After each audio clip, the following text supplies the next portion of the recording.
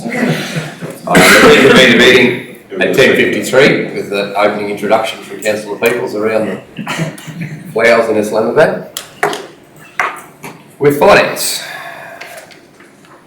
somebody move that we receive the financial report. Councillor Peoples, seconded Councillor Gleeson. Those in favour, carried 7-0. Obviously, this is year-end figures. Who's leading, Shane? Jenny's been working with Tony Walsh to put this together, obviously in the absence of both Brett and Simon. So the results, Jen, do you want to talk to it at all? Well, I just made a couple of points through, Mr Mayor, regarding like the balance at 30th of June looked quite substantial and looked very good. We got some flood damage monies in to the value of 3.85 million. And there was also some TNR claims. So that money was actually physically received. There's also some TMR claims done, and the money received prior to 30th June of 2.65 million. So we've got approximately 6.5 million within those last few days of June. And there was also a claim with TMR for RMPC, which was recognised as revenue but money not received of 1.34 million. Which that money has since been received on the 7th of July. So the balance is looking quite good with those claims being processed and the money's coming in. That's the highest our sustainability matrix has been since we've been measuring it. But for pretty obvious reasons, it's the highest our bank account's been since we've been checking it too, so it helps. It's a little bit skewed with the forward payment of the phase rate, but The 6.5. Whilst ever they continue to forward pay, it'll maintain its skew. Yeah. Well, right. Even with those advance payments taken out, Mr Mayor, what I worked out, it's still probably the best we've been. Still about between 9 and 10 million when you take that advance fag out. I didn't get that away, but yeah, well, I'll accept that, yeah. Well, there's only 6.5 million. That's the only prepayment. The DTMR receipts is for work already done, Yep. and the flood damage is for work already done. So they're not prepayments. actually cost neutral, it's paying for the work done. And I also excluded from that, so that was from the cash after the annual leave and long service leave was like so if you took the 6.4 million away from our actual cash at bank, you'd be left with 14 million. But then exclude our loan and flood damage upfront payments and our annual leave and long service leave, then you'd be back to about 9 million. That's very good. Which is the real figure. Yes. Through you, Mr Mayor, can I just ask, with the sales revenue in the RIF, is there a reason why we're well over like what the budget was? Like have we sold things? Sales revenue refers to the work we do for TMR. Yeah. Oh yeah, so we've done more work than we thought we were going to get. And the grants and subsidies is because we've just received those grants. Yeah, sure. Yeah. Can I just ask, donations and contributions, I've never actually asked, but what are they? Donations and contributions, because we have got some money there. Is that just,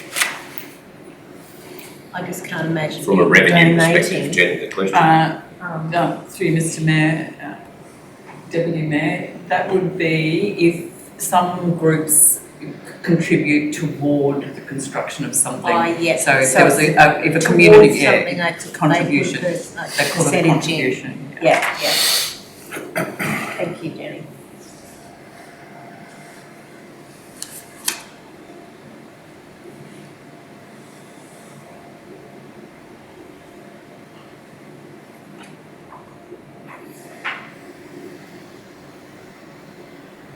Mr Mayor, with the budget for the maintenance works on the rural roads, we went a little bit over, but it looks as though that was at the sacrifice of Town Street.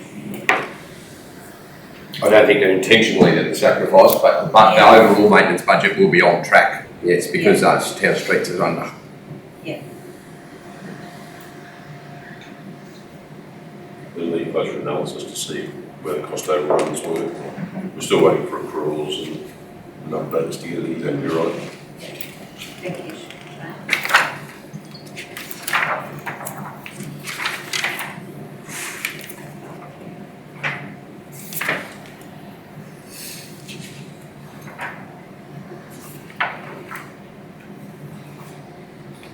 We've got about $480,000 in rates outstanding, but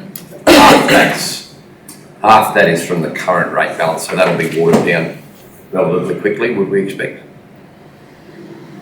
To Mr Mayor, yes. Yeah. They generally clear over the next few months.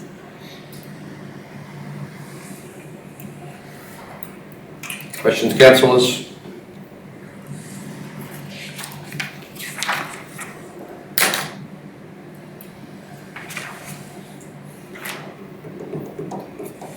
Three, four, two, project progress report. Can I have somebody move that be received, please? Councillor Peoples, seconded Councillor Plum. Those in favour? Motion carried.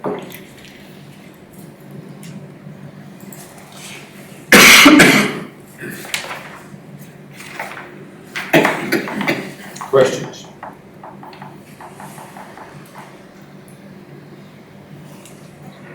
Because it's just a progress report.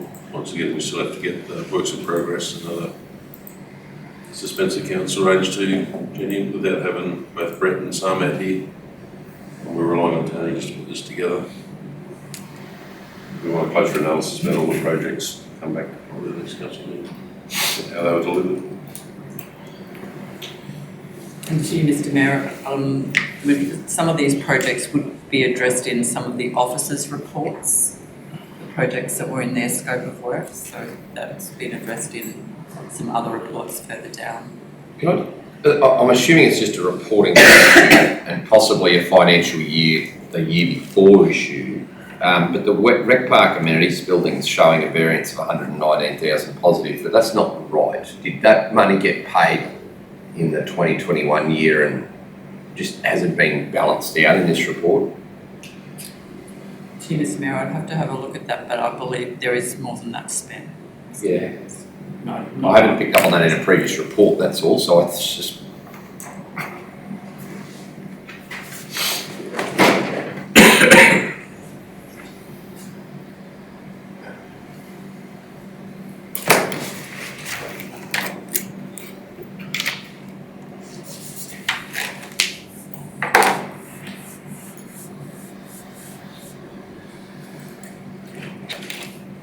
Through you, Mr Mayor. Jenny, you know the 93,000 overrun on the landfill, new waste landfill, is that the fence or is it something else? Is that there for the new fence or is it without the new fence? Through you, Mr Mayor, Deputy Mayor, that new fence has not yet been completed, So that's just, without yeah. fence. Okay, so Jenny, no, that's the same as the last month. So that grant would have been acquitted by now. The BOR grant, would it? Through you, Mr Chris, Mayor, you yes. finished up when you were still working with That's been finalised. GBI. Yes, Mr. Mayor.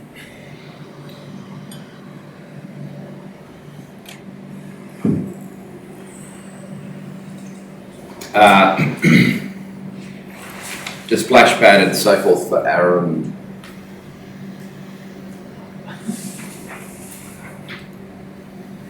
Sorry, Paul, to interrupt this lunch selection, but the splash pad for Aramac, it was delayed due to construction issues. Yeah, just shipment, Mr Mayor. Yeah, From right. America. I'm just picking on the projects here that are obviously not anywhere near complete.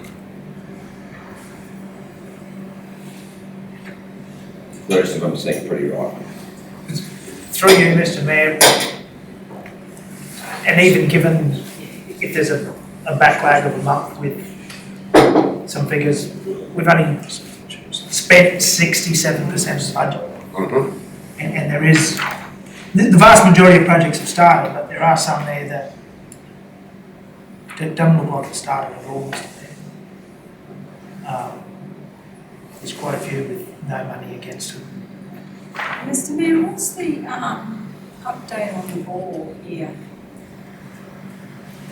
It's been connected. They're working on it over the weekend, last watching. Everything's fine? So far, we're not aware of any issues. No. With supply or anything. Is that, have you got something? Yeah, no, I just had someone approach me and I just wondered how it was all going. It's not one thing for the director of works, but I think everything's going on. No, nothing to my attention, Mr. Mayor. That's okay. Flood damage, I'm trying to find, where is it? Because it will be a percentage of your 40%, councillor Arthur, but you're right on the rest of it. Like across the different goals. Goal 1, we're 73%, goal 2, 63%, goal 3, 67%, goal 4, 75, goal 5, 52. And that's not necessarily that we've done 60% of the work. In some we may have done more, in others we haven't started. So it's, I don't know whether we just tried to take on too much work or there were just, with COVID and everything else, steel prices, logistics. I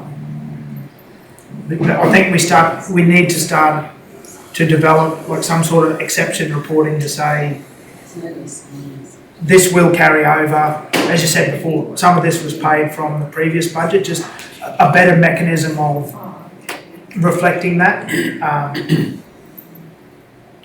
The one that, I guess, the only one that stands out to me is completely explainable. I'm sure they all are, but the one that we knew could not ever have been touched, I guess, was there more from a awareness point of view than anything is the 2021 flood damage. Yeah. That was a given. We knew that at the start of the budget, start of the year, there was no chance of us touching that job, but it's listed there, probably erroneously so, but it still gives us that clear picture that in that goal there's $3.5 million worth of work that someone has to do at some point. So I'm okay with that one, but yeah. When would you like to report back to the next meeting? Well, next month is probably a better month. Hopefully we are more informed just with that lag of stuff that comes in at June 30 or just after, but then takes a while to go through our systems. Or late invoices from suppliers or for work that's completed. I think the thing I'd like to see tidied up in a report is as we're getting close to, and you're right, July might not be the month because of the end of month processing that's required at the end of June, but we adopt the budget back in June, but then all of a sudden, all of the works in progress from the 21-2, they just get dropped into the new budget. They're not actually approved. We don't have that crossover of what we're working on. We only look at what's upcoming for the new year. So we go, right up, we approve this budget, but I think the fear of Councillor Arthur's, without putting words in his mouth, but it's certainly my concern is, well, maybe we shouldn't be approving some of the things that we're putting into the budget if we can't get the last year's finished, but we're a bit far out still to really foreshadow, so we need a bit more rigour around, okay, and then, right now, here's all, and even if we do adopt the budget with the new works in it, then have a resolution or a very detailed report about what works in progress jobs that are still to be undertaken once we get the year finalised out. So a carry forward report, the council would like to resolve whether we carry forward some of these works or not. Yeah, look like a conscious and informed decision to say, yep, we haven't started this one, we still want to do it, that's fine. Or we have started the procurement process, or for whatever reason there's been delays for this and this, yep, righto, we're happy for that one to proceed because we've had 12 months to do it, and if we haven't done it, haven't completed it or even started it, wasn't that important in the first place. And I mean, obviously things like flood damage restoration, that's a no-brainer, that just waves straight through because... And unfortunately, some of those big tickets like the SCADA stuff, those bigger ticket items skew your percentages because it's quite easy for a couple of $1 million to sit in flood damage, and that makes it look bad if we've got a handful of projects that are $25,000 and $100,000 that we've done all these, but we now know flood damage is going to be $2 million less. I think we need to get into the habit of reviewing that budget and those figures so that whether there's a plus or a minus needed, not just a holistic approach that we're under budget for the budget, but we've spent 70% of the money, but we've only done 50% of the work. or vice versa. We've spent 70%, but we've done 85% of the work, which we should be, or the council, especially the workforce, should be congratulated on that. Like, if we're saving money and doing more for the community for each dollar that we have. It'd just be handy to know what projects we haven't finished also, Councillor Arthur, and say like the SCADA there, I think I can see about 1.2 million that we're going to be doing this year that we didn't finish last year, you know, just... Yeah, Craven Road, you know, the roads that are locked into roads recovery packages, we've committed to do it. But it's not in the budget because it's not a new project, but it's still work that physically needs to happen and be paid for out of this budget. So that detail carried forward. Right, very good. Further questions about what's in here currently?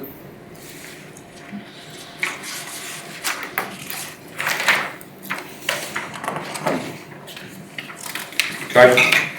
Community Care Services Report 343. Can I have somebody move it be received? Councillor Plum, seconded Councillor Rogers. Those in favour? Carried. Questions?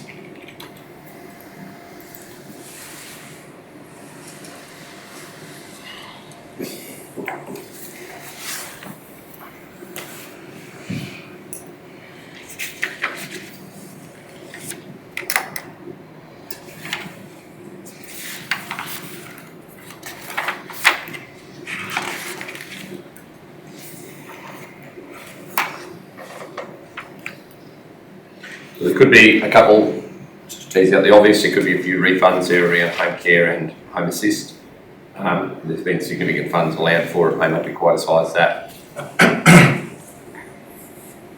Direct profits here are fairly substantial.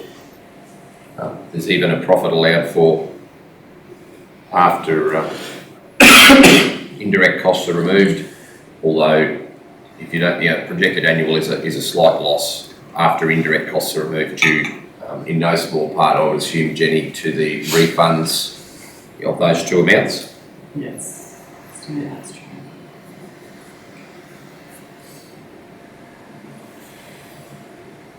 It's exactly $90,000 different in direct profit, and that's the two figures that are itemised. Grant refunds for home care packages of 40 and a potential refund of 50 for home assist secure. But NDIS remains strong.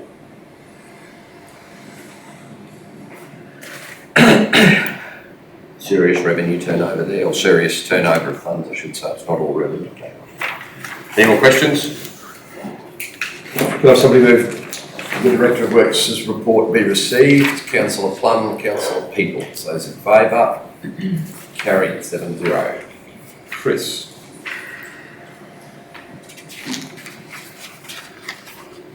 Nothing to add other than it's been tabled, Mr. Mayor.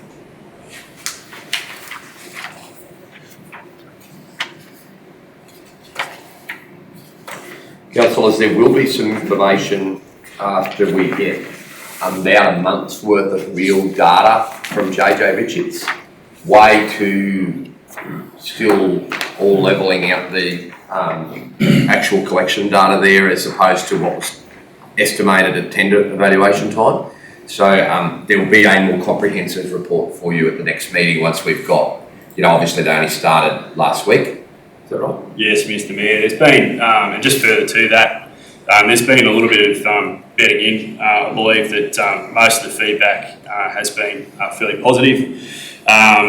We'll just to continue to adjust based on any of those additional requests. Whilst we just work out what our own routine is and what minor changes need to be made with regards to our contractual obligations and what JJ's contractual obligations are rather. On top of that, and having a look at the dashboard provided information, we should have a very clear picture of where we're sitting in the next 4 to 6 weeks. I was fortunate last week to be present for a handover. The truck, the sophistication in the equipment is incredible, down to the driver has the ability to record everywhere that a bin's not put out, so that if we get a customer feedback that says he didn't pick up my bin, there'll be a photo taken that the truck was there at 6:02 a.m. and there was no bin. keep rolling. So, you know, these guys deal with councils who have millions of customers, so they get thousands of complaints. Their technology sophistication is very good. I've even driven the truck. It's a very nice truck to drive, but I'm not taking the job on. However, we did discuss at that curbside meeting, and I've provided a bit of direction to the CEO and the Director of Works around organising very soon a couple of days for a bin binge, but a bin exchange day where when we identify the bins that are in need of replacement, we've budgeted for that 50% subsidy. We just have a day, possibly a Saturday, so there'll be a bit of overtime, I know, but whatever the staff think operationally is the best, where people can literally bring their old bin and take their new bin, because we really want to make sure we take those old bins out of circulation so that there's no confusion, and Chris is onto this with the wording and the promotion of it, but we don't want people to think they're buying a second bin service. They are buying a replacement bin for a bin that's damaged. But the truck, moving forward, the truck and the driver, and part of the contract is if wheels and lids and hinges need replacing, they carry that with them, and where they can, they'll service the bin on the curbside on the day that they notice the problem. They also carry 2 replacement bins. So they could roll that out, but it would be very, very slow when they're only carrying 2 bins, so they'd need to have another vehicle with them. So I think where we could facilitate a day where people bring their old bin and get their new bin and a bill. I'm not really doing that well, am I? Chris has got it on there. Yeah. I'm I'm having a go. Mr. Mayor, the only thing I'd Someone add take over. is that it's going to take a little while just to build stock. The guys have just had their own sort of internal issues with suppliers. I can't remember if it's Sula or someone else that's supplying their bins. But they've just asked that we work with them, allow them to build stock, get stock into the region, and that may take another 8 weeks or so. But that also gives us an opportunity to sort of, I guess, build the awareness and build that education around when you are replacing a bin, it's a replacement. And we're also working in with JJ's for the recycling of those old 240 litre bins as well. So they'll take advantage of once we load up with maximum stores that we've got here, take them back to the coast and get rid of, I think, issues. You have to have a new bin? No, you don't. Through you, Mr. Mayor, no, you don't need to get a new bin. But they'll also assist us with what they can physically still pick up. If bins are no longer serviceable or serviceable to a standard that is going to allow the truck to pick the bins up, I think that the plan at this stage is we may stick up a bin, and again we'll have some education there around how people can go and replace on the bin. But if your bin's serviceable, no, you won't need to replace Just for those really old, Yeah. cracked and damaged, but then there's a lot of bins that are quite new too. So this is literally only for.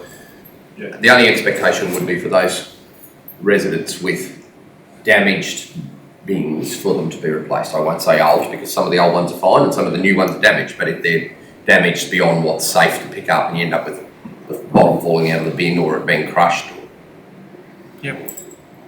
Through you, Mr. Mayor, Chris, with the transitioning period, like anything they've forgotten, like obviously they didn't go and get the weir bins. So like, are they now going to do that? Like now that they've realised that they forgot? Yeah, through you, Mr. Mayor, we'll again we'll continue to step through what they're actually required to do under the contract.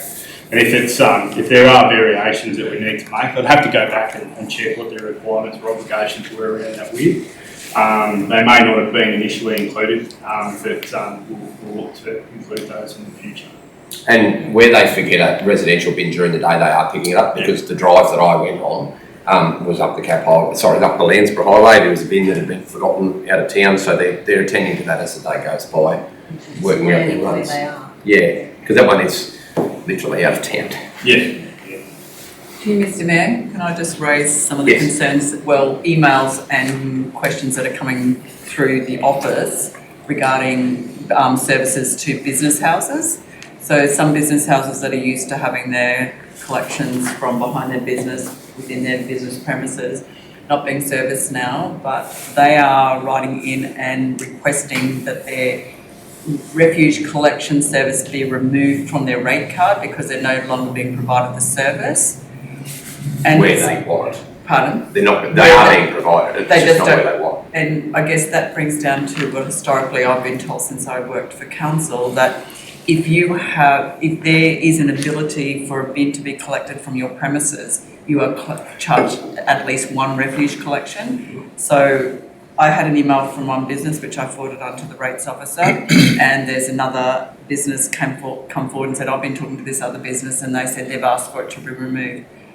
I did say to the next person that unfortunately that's not our decision to make because the decision to charge is made at a higher level. So thought I'd just raise that these are the questions that people are now saying that we'll just take it to the dump ourselves. Mr Mayor, I have heard that one business is just taking their own rubbish to the dump. But wouldn't they just get charged like the same as if we're out, like we don't get a rubbish collection, but we still charge for the we're still charged for Waste the landfill. waste, but we don't have to pay for the collection unless we do want it, then we can get it. Wouldn't it be the same as that, or it's different?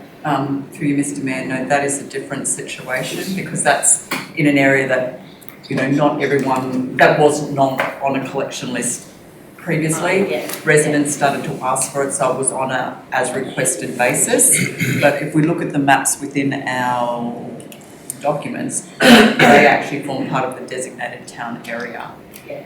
So, yeah, no, it's business houses that are raising the most concerns.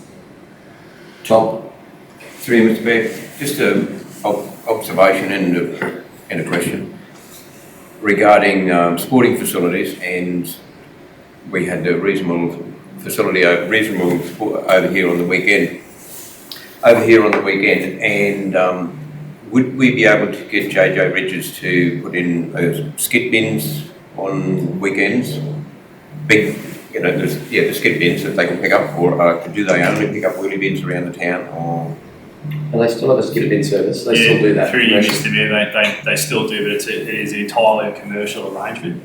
I do believe that businesses have since this changeover, I think businesses have looked at skips, but I'm not sure as to where they've gotten to with regards to working out costs or if it's of a particular benefit. But if I would assume that if clubs were going to look at that, they would just do that through a commercial engagement with JJ Richards separately. Just, as I say, just speaking from experience from the weekend, over here at the showgrounds, there would have been 30 caravan persons in there on Wednesday, Thursday, Friday, until the camp draft committee went in there on Friday morning, I think it was, that the campers weren't allowed to stay there Thursday night. The caravan people weren't there Thursday night. We went in there and I was in there for the whole week, that's beside the point. But by the time our event started, all the bins were full. On Thursday night, Friday morning, all the bins were full. And we went and got a private tip truck, and did a rubbish run, 2 rubbish runs for the weekend. I'm just wondering whether there may not be communities out there or sporting facilities out there that can just slip out the farm and grab a tip truck and have enough members of the community, of that committee, to run around and do a rubbish run twice a weekend. And as we all know, rubbish is a problem. So, and we with the 30 odd caravan persons there, the bins were full before the function started, and then the bins were full twice over the weekend. Even forget about JJ Richards, we were wondering, could the council have got can't think what you call it, down Roll and roll off. yeah, that roll and roll off, that's got a fancy name. whether it could be left over there for different functions for the races or the Aramac races or whatever. There's just a few things there that sort of, I think, need tidying up a little bit as far as the rubbish goes. Yeah, we're fortunate, we could race out and grab a truck and do our own, but it may not. If there's a couple of big functions happening after 30, 40 caravans and not enough bins, there just simply was not enough bins. And the other thing that made us smile on Monday morning, we were running around dragging bins around, and JJ Richards, if those bins weren't right there when he went there, you could be walking over there 50 metres in front of him, you just go straight past. To you, Mr. Yeah, Mayor. thank you. We'll just make a mention about the, they were talking about the skip bin services. One of the particular businesses that had emailed in asking for reduction, for the removal of their services, said they looked at the skip bin side of it, said it is quite an expensive service. Expensive to have the bins delivered and expensive to have them collected on a weekly basis is what I'm led to believe,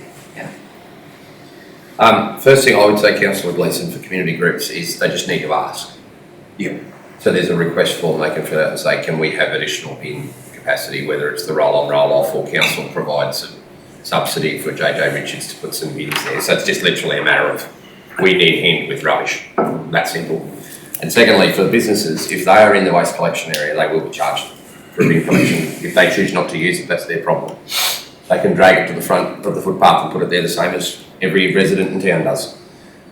Mr Mayor, but I just want some clarity on that. There are some residents that, and I've been told this in the past, that are unoccupied, and during those periods where they're unoccupied, you can make an application to council because you're not using the pickup service or the dump service at all, that you can apply to have that being taken off your notice. No, Mr. Mayor, I'm not aware of that. I've never seen that. All vacant houses. Are you sure there's not some in Aramac? They might think they're not getting charged, but everybody gets paid, charged. Okay.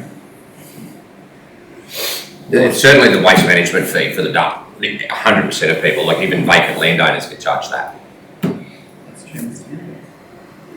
Mayor. Even without the bin? Yeah, everybody pays for the waste landfill Oh, the levy. waste. Yeah. If you're a vacant, it doesn't matter whether you own vacant land, house, dwelling, everybody pays that.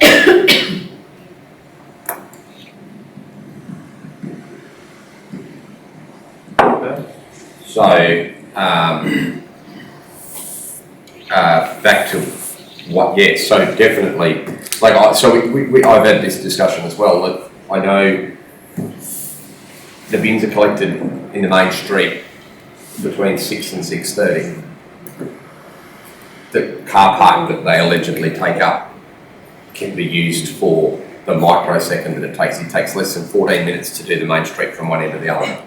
So the car parking capacity is never overbooked at that time of day. They can just wheel out, collect, go. The ones in the main street, who takes the bins out of the, who unlocks, so he goes and gets them and drags them out? Yep. Council doesn't have to go and drag them out. He said where he was in Jericho the other day, the driver Mark was telling me, and we had a Parks and Gardens crew there doing a job, and they actually did, because they were there doing something else, they grabbed the full bins and put them out for him, and he said it was very good, but no, it's contractually his job to remove them from the bin locking device or the bin encapsulation device. Yeah.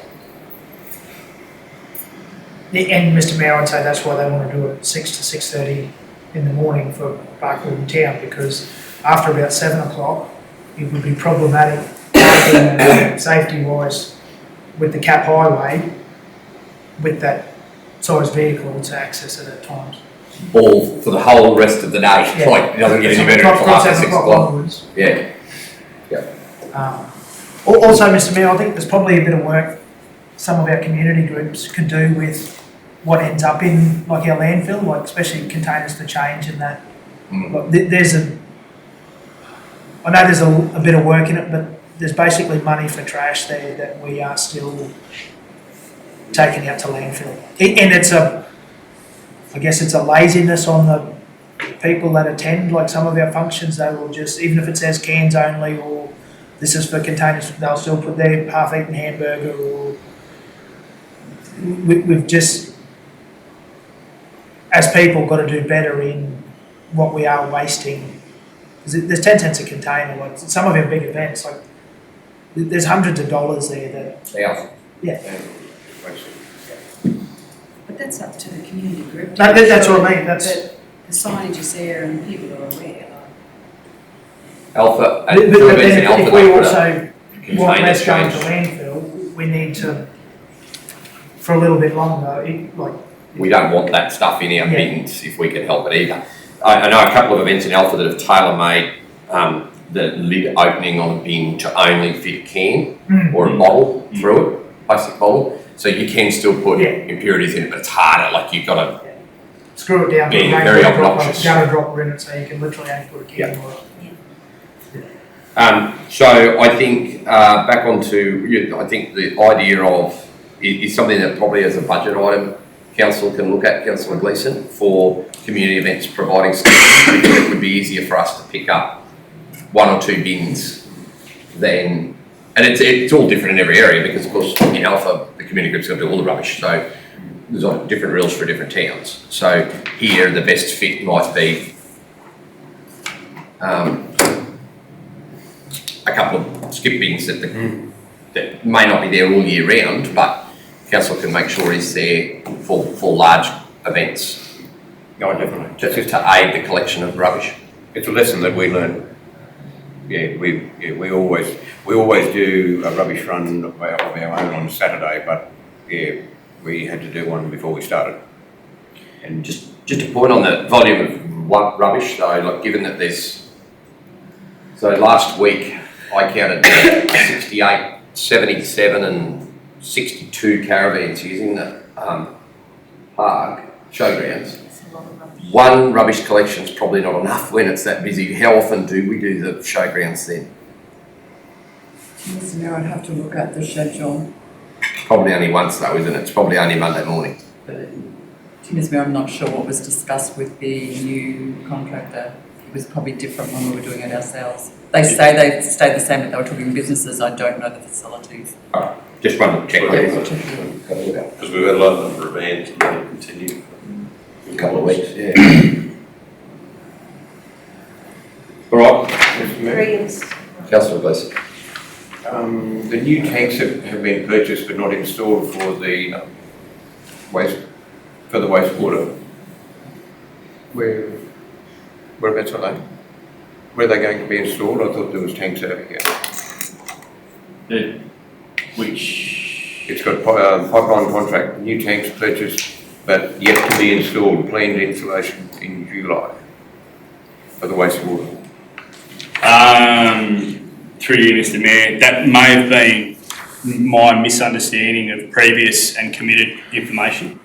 And I may be confusing that with other elements that are sitting down at the sewage treatment plant at the moment, i.e. the trickling filter. That's just my misunderstanding of that. The tank that is down there though isn't connected yet. Like there's no water running there from the sewage treatment plant. Yeah, right. To be installed, yeah. So the tank's probably there, but yeah, nothing's been connected. No, That's all right. nothing will be running through there No. until the trickling filter, like that. The water is right at the sewage treatment plant, so it's not currently being utilised. That's all right. Just my question was, there's already tanks there and there's tanks there, and I just... So, Mr Mayor, which of those tanks? They're the ones, Tank curds, it's a rhino or a big aluminium tank around near the water tank that currently feeds the racetrack. oh, there's another one there beside the racetrack tank, is there? Okay. And then, excuse me, Mr Mayor, then there's the two smaller tanks around near the old woodshed That's the have ones been I was thinking of. replaced and replaced with slightly bigger. And they're on the same line. Okay. But they're also not being used with sewage water yet. They have a double inlet, they probably have water in them, but not sewage water.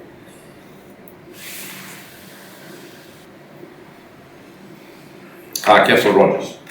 Through you, Mr Mayor, the notice that was issued to us from the department, how are we going with the response for that, and also like what was that about?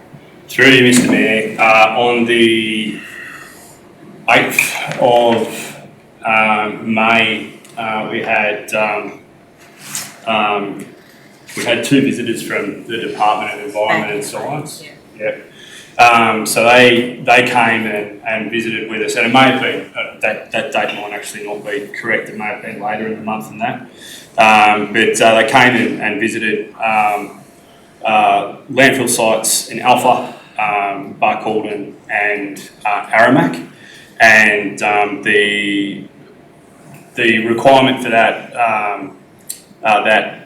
visit is based around our EA, and it's simply a look around, and what they found in particular at our Barcaldine site is that we are deficient in probably numerous areas around how we're looking after our facility.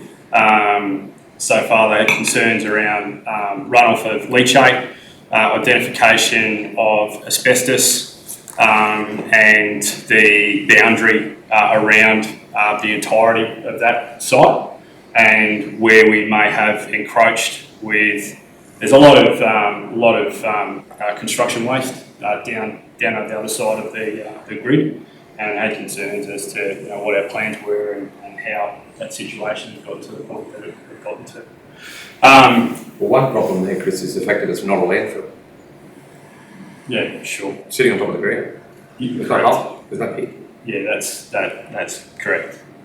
What we're looking at doing is we've used, first thing we can do in terms of, so we've got to respond to those guys in the next couple of weeks. So Department of Environment and Science has said, look, we found area breach here, or potential breach here, and here. And a lot of that information that I was chasing at the time, I just wasn't familiar with, and that was around how we're actually registering waste that is going into our landfill, and what records or records keeping we have around that. The information we've got is pretty patchy, it's pretty old, and I don't know how current, or we don't currently have any procedure that I can see that is identifying waste that's being taken onto that site, simply because we're not manned. There is no security, and I think in the time that I was there, we had people scavenging on site. I had concrete waste being poured in a location where it shouldn't have been being poured. Ergon had dumped a whole bunch of poles in our general waste, so it was probably the worst day to be out there. And my comment about the fact that the tip wasn't on fire being a positive was not taken well. So moving forward, there is a lot that can be done with regards to just straight out reduction of waste, and what we've done, try and put a positive spin on this if we can. What we've done as a working example out at the Aramac landfill is tried to reduce a lot of that concrete rubble and use it or upcycle it so that we can actually create abundant area, and I think that the aesthetics of that alone have greatly improved, but the functionality of that site is an example, I think, of where we could get to out here. But we really need to, the only one way, and the one thing that we really need to consider is manning that facility and how we look at the take-up of the collection of waste at our new transfer site, and how we're controlling that, our old site, and the management of our new site as well. So through you, when you get the conditions back, we probably might have to look at budget, amending the budget, because obviously it's going to cost us money, their conditions, especially if they want us to fence or man it or anything. Through you, Mr. Mayor, I honestly just don't see that there's any other options. It must be to do the things that they've asked, that they see as our responsibility under the EA.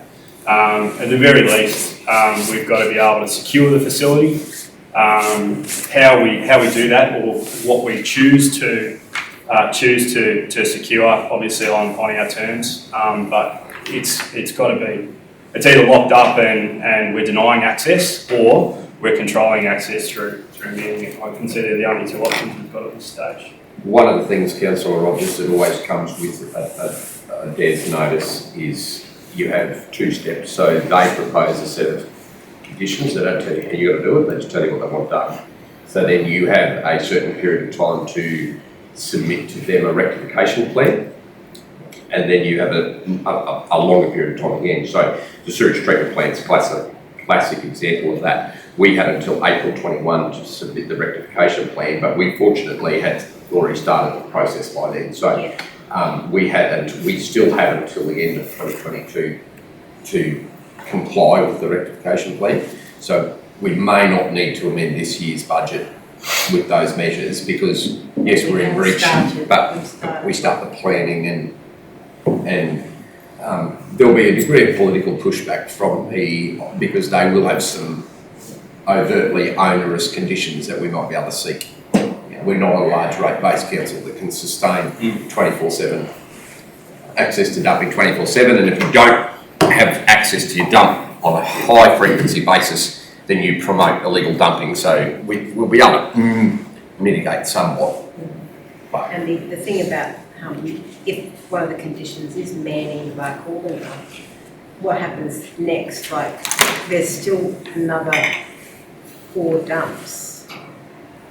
You know, like, it might end up being the same with everyone. Yeah, so through you, Mr. Mayor, it's not just to I guess reiterate what the Mayor has said. They don't tell us what to do.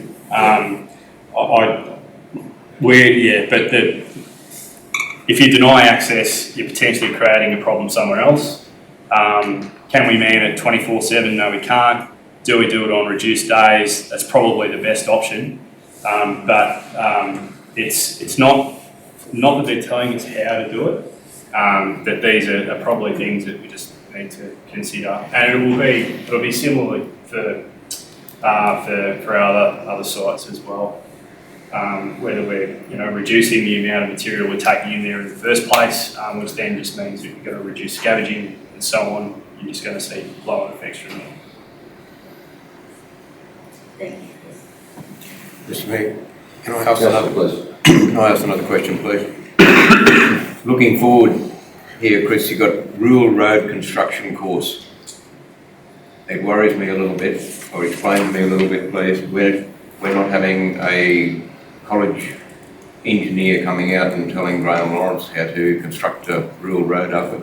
No, we're not. So there's a couple of courses that IPWEA do. This is rural roads management, and I believe that this type of course and ones that I've seen done in the past are generally tips and tricks. So it's not. So we're also trying to through our senior work supervisors trying to target the most appropriate audience to get out there and be given some education. So it's more food for thought than telling them what they have to do or what they can't do. I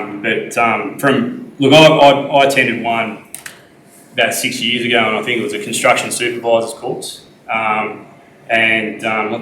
guys are really good. I think it was, and I didn't know the fella at the time, but I'm pretty sure it was Kev Kerr, formerly of GBA, that he'd written a book, and there was him and another fella from IPWEA that were out there, and they have a very, I guess, sort of flexible approach to educating people in terms of how to manage our roads. Councillor Gleeson, one of the things that we hear consistently from our workforce is the desire to be trained and desire to do courses exactly like that. Like, how do you maintain rural, what tips and tricks for grading drains and matters, and so it's not only supervisors that are wanting this, it's trainee grader drivers, water trucks, rollers. We hear this in every depot when we do our walk around having a yarn once a year, that they all say they want. So when those opportunities, so I'm not sure if that is the course, but I think it is. The Outback Regional Roads Group procured that training opportunity, and we That's saw correct. expressions of interest from councils to send operators along to get some experience where they may not have previously had access to it. So it's driven by all the councils in the West. It's all 7 of us of sending supervisors, operators, whoever we can get to it. I didn't get that. Could you try again? Working through it. I do know the fellow that's running it. Just been thinking while you're thinking of his name. I'll think of his name and I'll send it through to you. He's rapid, not an engineer.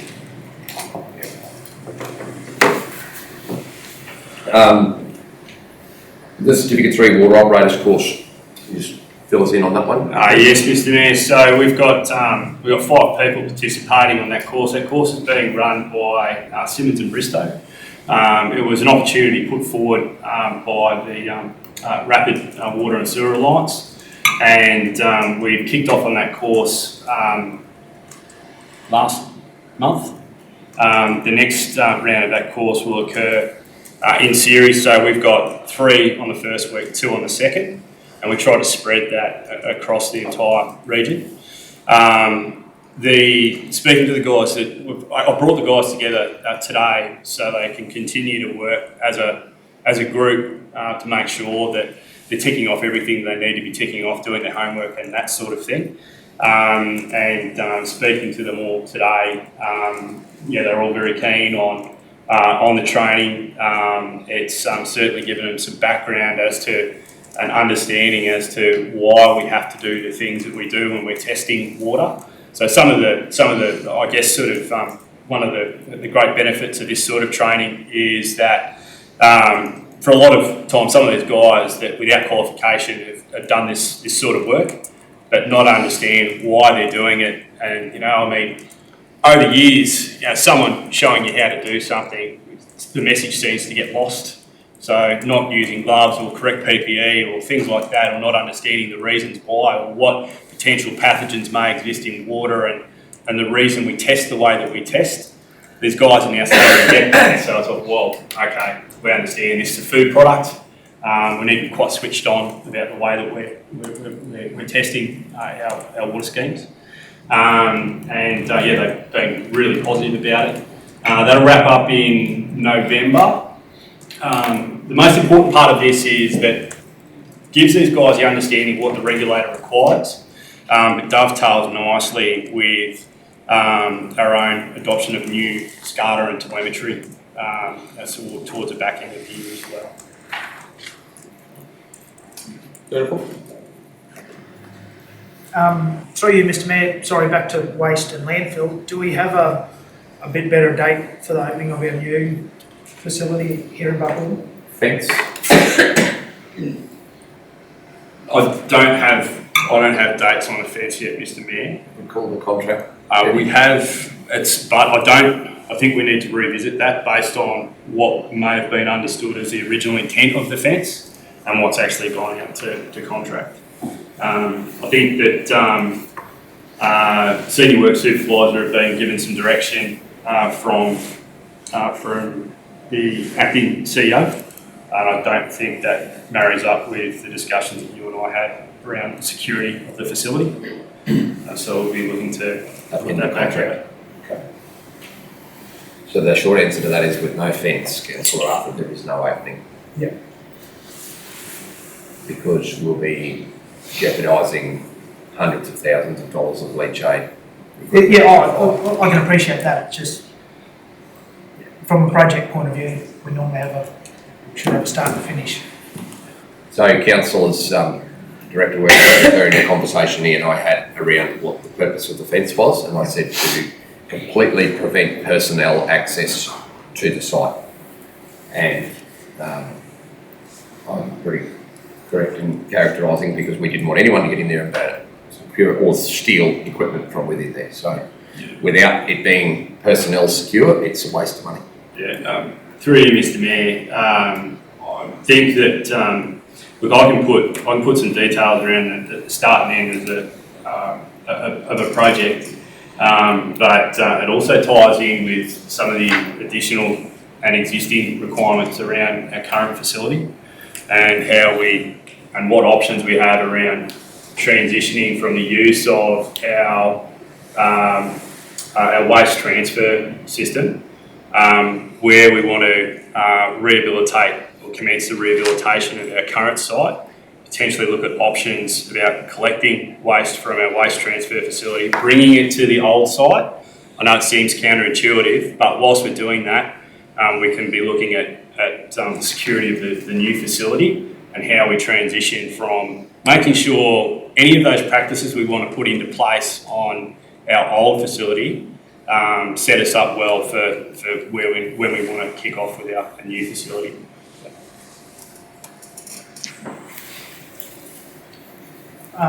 And one more question through you, Mr. Mayor. It's probably more so for the Chief Executive Officer.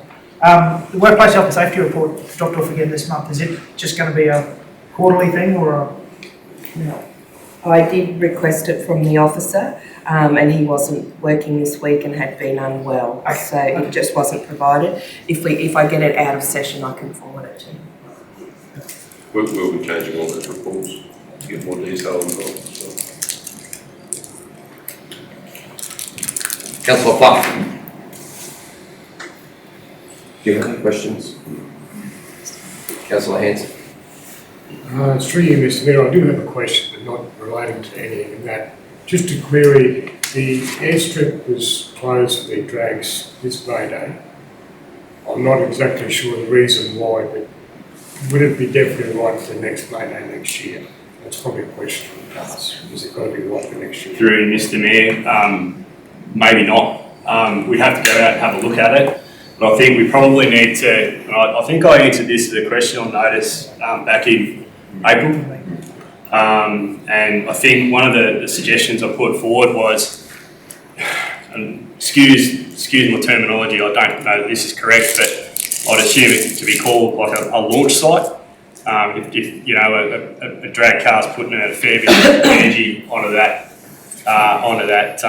that bitumen seal, maybe something like a concrete pad would be more appropriate. And again, I'd only assume that transfer of energy dissipates as a drag car gains momentum. But any bitumen seal built like that is probably not ever really suitable for drag races. But I think you're probably limited in terms of options of what you might have. So it's possibly something we need to look at earlier rather than later if we intend to keep having drags out there anyway.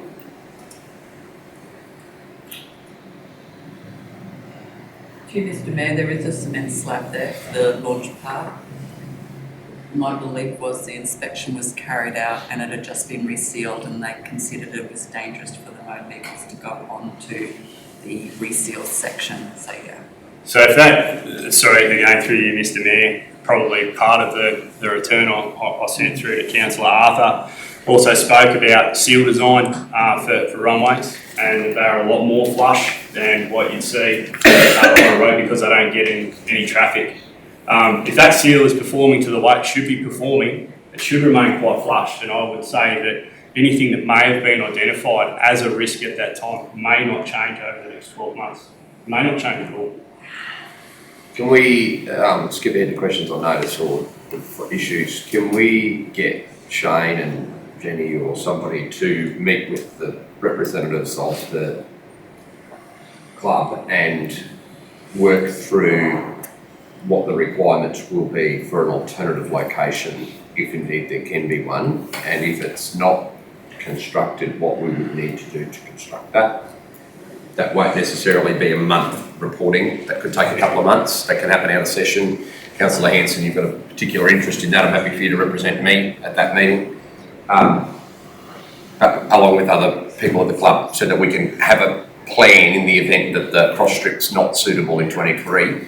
What alternatives are there, and if we do need to construct something or amend the construction of an existing location, what do we need to do? Mr. Mayor, I just think it's something we need to look at now rather than 6 months down the track. So officers will be Shane and Jenny, and I'm happy for you to represent me at that meeting if there is one. I can't cut the deputy mayor out of that, the deputy mayor as well, but you've got a particular interest, so I'm happy for you to share some thoughts around planning. Right, further questions, councillor Peebles? Mr Mayor, can I just ask, the Aramac Ilfracombe Road, we had a rain event, I think on Friday the 1st of July, and the road's been closed till yesterday, the 11th. It's been closed for about 11 days, all the other roads around our area are opened up, and this has happened the last 2 rain events. Why is that the case? Because I don't think there's any creeks there holding it up. It's a long time closed. Yeah, through you, Mr Mayor, I can check. I think it was based on the fact that the adjoining, this is the Aramac Ilfracombe Road. I believe it was based on the fact that it was still closed at the other end. If we need to look at a partial closure, we can certainly look at something like that. But I did ask that question yesterday, and they were hopeful that it was going to be open either today or latest tomorrow. It opened yesterday. They did it? Yeah, but it's still closed for 11 days, you know, after a rain event, when every other road's opening within 2 or 3, 4 days. With no water across the road. I don't understand Chris White's been closed that long. I have a feeling, because I get the Longridge Shire reports, I think it's on, adjoining. Longridge won't open their end, so we can't open ours, but you're right, we can do a partial reopening. Well, we might need to talk to Longridge too and ask them the question why they're closing it for so long too, please. Yeah, so if Longreach has got it closed and they don't want to open it, we have to keep it closed. We can open the road to the Shire boundary.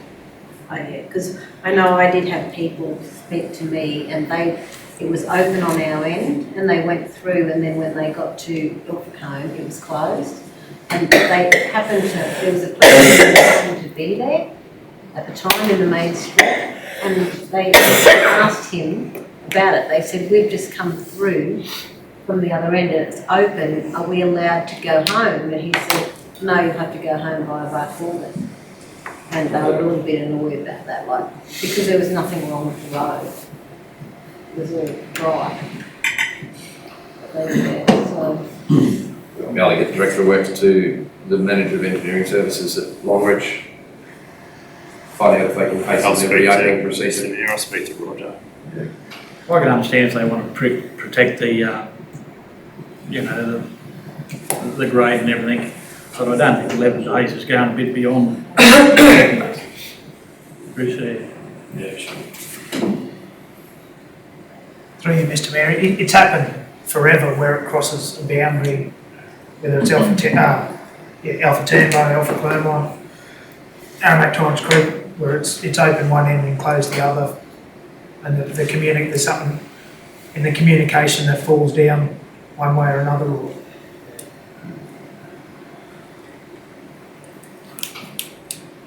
Councillor Rogers. Nothing.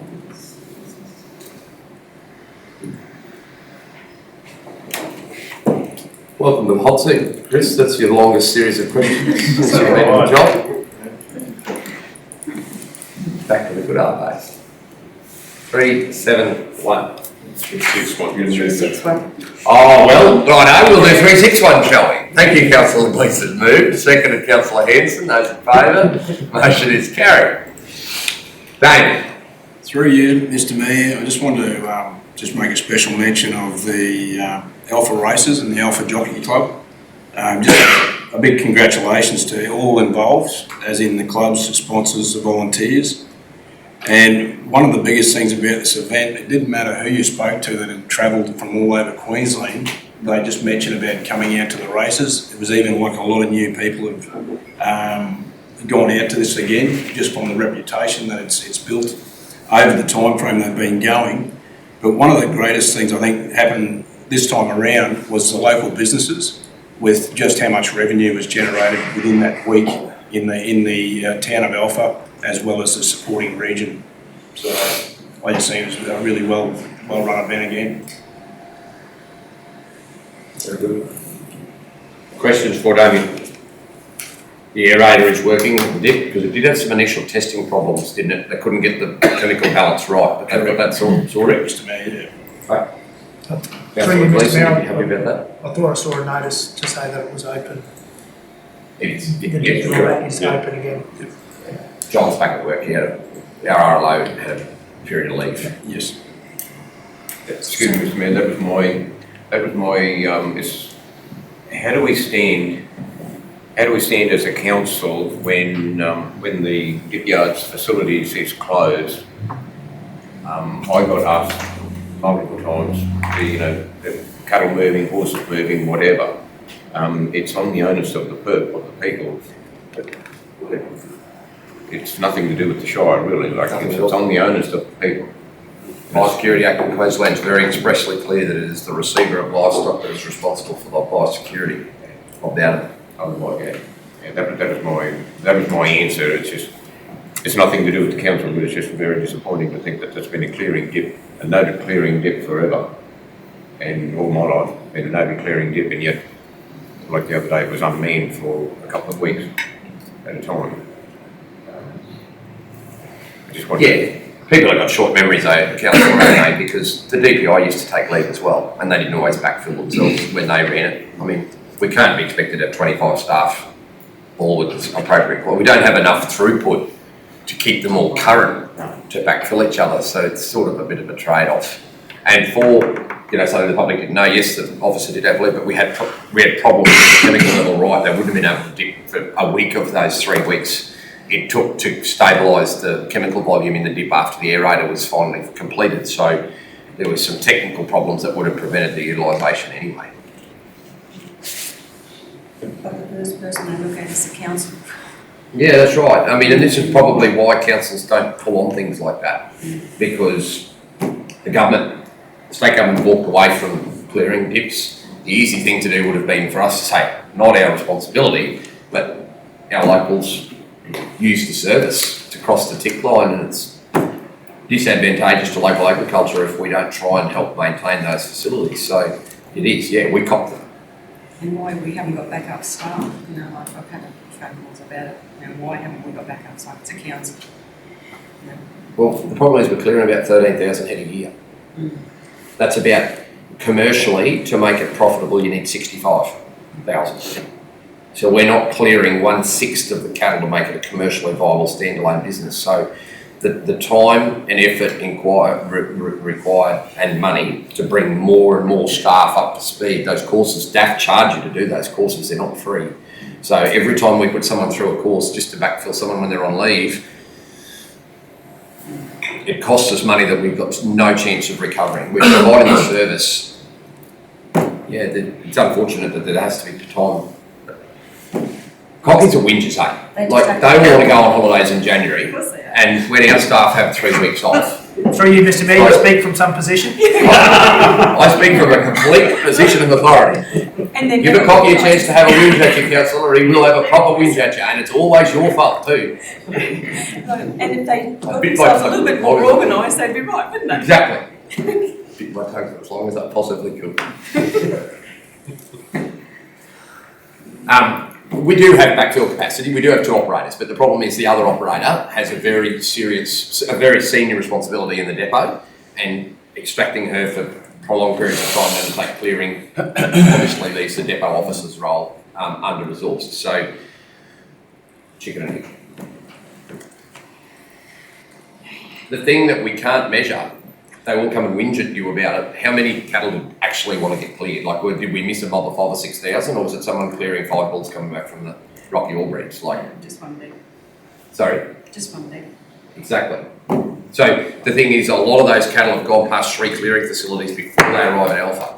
If it's a local that's affected moving cattle from one side of Alpha to the other, I'd be significantly more sympathetic than I am from somebody who bought a bull at Gracemere, which is a clearing facility, means 7 days a week, or from Emerald, agro bull sale, right next to a clearing facility. The sale backyards were run by the person who clears the cattle. They're just whinges, pure and simple. Yes, I know the camera's going to you. I hope they're watching. No, I was just wondering how I was going to respond when the letters go. Send them to me, because I can talk to them. Through you, Mr. Mayor, a couple of questions. The Alpha men's shed awning and the Jericho men's shed, with the design and construct, we give a pretty solid scope or a brief to what size, what sort of, Yeah. Through you, Mr Mayor, they're actually just been finalised, Yep. so there will be orders going out to the successful tenderers Yep. for those ones there as well. They have some areas though in design, I mean, Yes. the awning, for example, they got the Yep. diameter and width of the, Correct. What sort of size and to Yep. what they had to come back with. no, that's my question, Mr Mayor, Yeah. because you can ask someone for a shed. There's quite is a, it 70 metres? there's a by 40? variety of sheds, but yeah, as long as we're giving them some parameters, whether it's 4 bays open, closed, Yes. Yep. 6x4, 3 metres high, and And it's also- up to them to provide the design paperwork and all that. And also then we put in like for the concrete floors Yeah. and that sort of footings and that side of things as well. Yeah.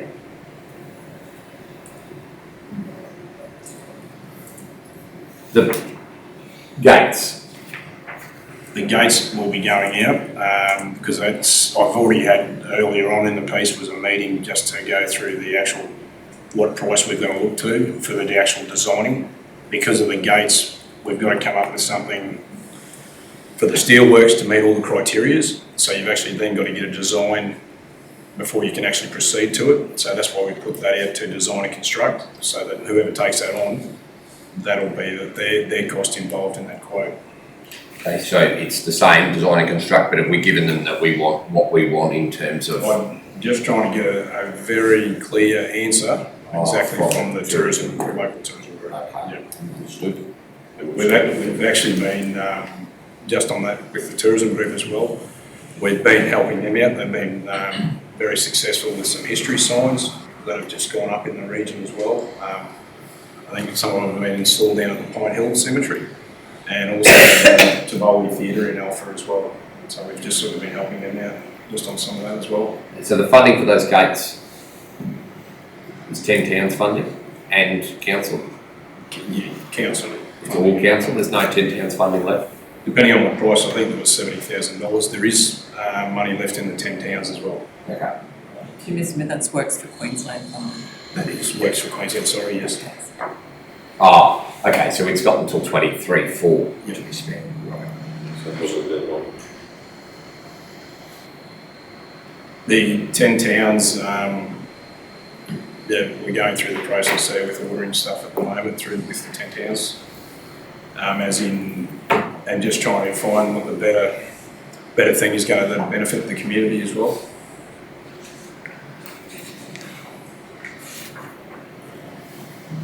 Right, further questions for Damien? 371, can I have somebody move Paul's report be received?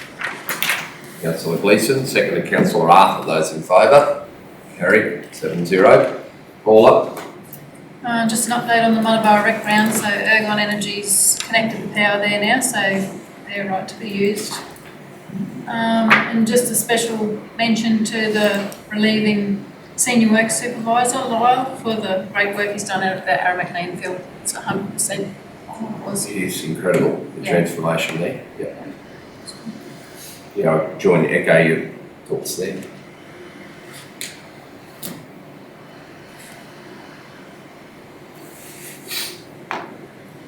Questions for Paula?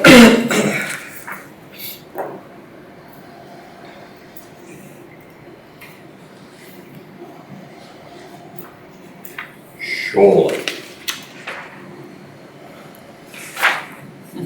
Oh, I didn't see anywhere in the agenda, Mr Mayor, about the funding for the LG, SSP, LG, the housing maintenance. That is because it is unsuccessful. Yeah.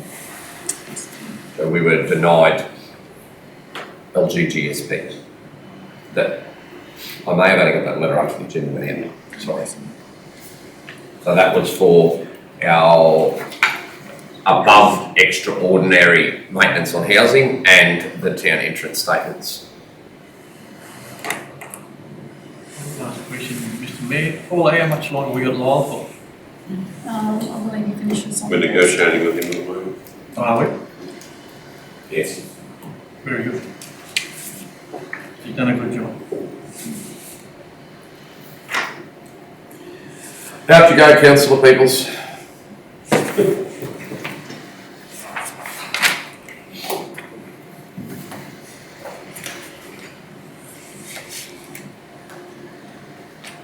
Oh, 2.5 years to say that. You seem to enjoy that.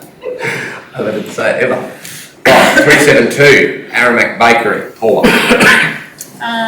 It's all there in the report. We've had it up a couple of times for sale and didn't get any applications, but I've had 3 in the last couple of months approach me about it. I did have an offer the other day, but I thought, and then I had another offer yesterday, so I thought it's probably best to advertise it out fully so everyone knows it's available, if that's what you want to do. Yes, I mean, technically you are, a council would be within its right to sell without going back to the market because it has been previously advertised, but if you're receiving a number of expressions of interest, the best way to gauge the commerciality of that precinct would be to release it for sale and or lease consideration. Councillors? Through you, Mr Mayor, all of the people who have been asking about it, are they interested in running it as a business? Do you know? Mm-hmm. They are, yeah. The house and the bakery, so they all connected. Because it would be like disappointing to see it just turn into a house, like. Yeah, no, they But definitely want to open a business. Yeah, they do. Mm-hmm. Maybe not as a bakery, probably more so a coffee shop. Yeah. Something that's open, yeah. Questions? I'm happy with that, Mr Mayor. Are you happy to move that, councillor Blunt? Very good. Do I have a second? I'll second it. Councillor Hanson, second. Those in favour? Oh, debate. Do we want to set a reserve or anything, Mr Mayor, or do we just leave it to see what comes in and? It'll come back to Yeah. Come back to the table. Because the lease option might turn out more attractive than a sale. Those in favour? 6-0.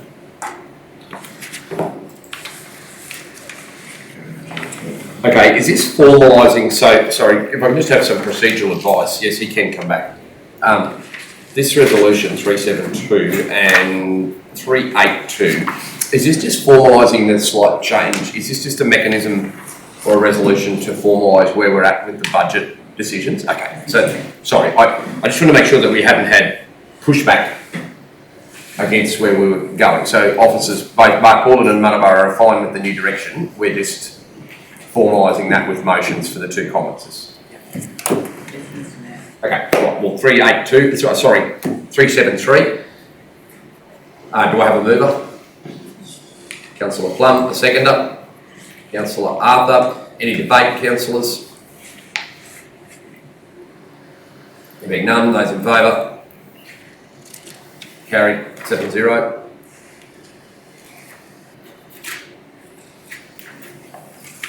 Paul, this is also all pretty well spoken as read.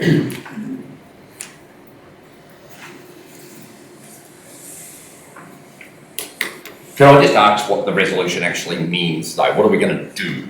I mean, if council decides today to support the Macquarie industry, what are officers going to do as a result of that? Well, through you, Mr Mayor, basically they just need a site. In the other towns, they're pretty much everywhere in the town. There's not a designated area for them as such. So in Aramac, they are on road reserves and they are everywhere, and council just rates them as a business without the general rate. Yeah, they've had a look around Munnabara. They've identified 2 or 3 places which they could use for a full time. The box that they have at the moment is only run off normal power lead. It's not doesn't require 3-phase power, which is most of the problem. So the 3 sites that they've chosen is near water and power, just to run an extension cord basically, and somewhere a truck can turn around for loading. So what could happen as a result of us passing this? The CEO and yourself just sell them a parcel of land, lease it? Like what mechanically is going to happen? How do they get the land as a result of this resolution? Well, if it's like all the other ones, they don't actually get the land, it's just put on Commercial lease Yeah, so on our land. one of the places was right beside the washdown bay, So that's actually on the road reserve, but it's right there on the side of the road. It's out of the way of everyone, it's over the road from our works depot. Sorry, I'm not at all opposed to it, and the quicker we can facilitate external investment, the better. I just wanted to get my head around what we're actually supporting in supporting this resolution. Agree with Agree with the Mayor. resolution. For those 3 sites, if we were to approve the motion, is there a site there that is preferable out of the 3, like that they want preferred? Yeah, I think the site in Washdown Bay is the, Yeah. And is that, like, would it be?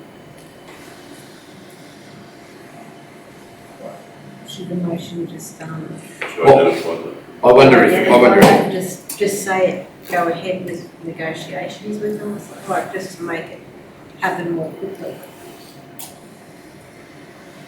Yeah, I guess you could amend the resolution here to be that the council agrees to support the macropod industry in finding a suitable location for a chiller in Munnabara.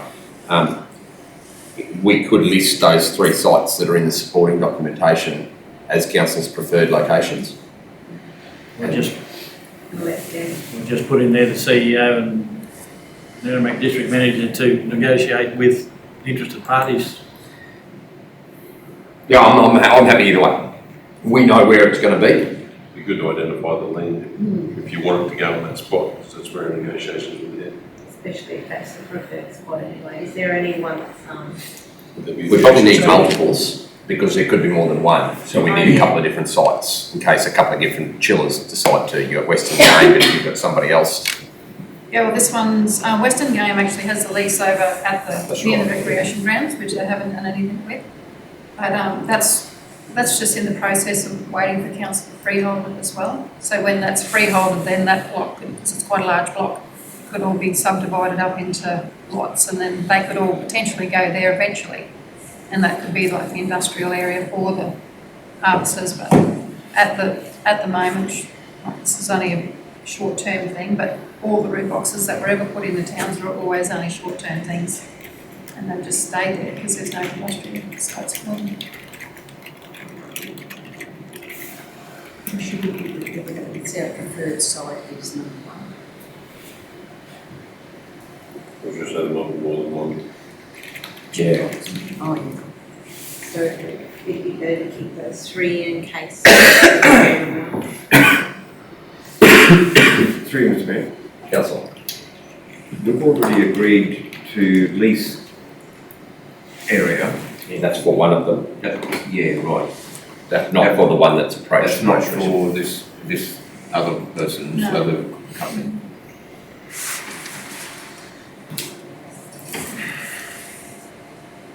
You generate the general rate, that's in charge of them. The general rate is the fee.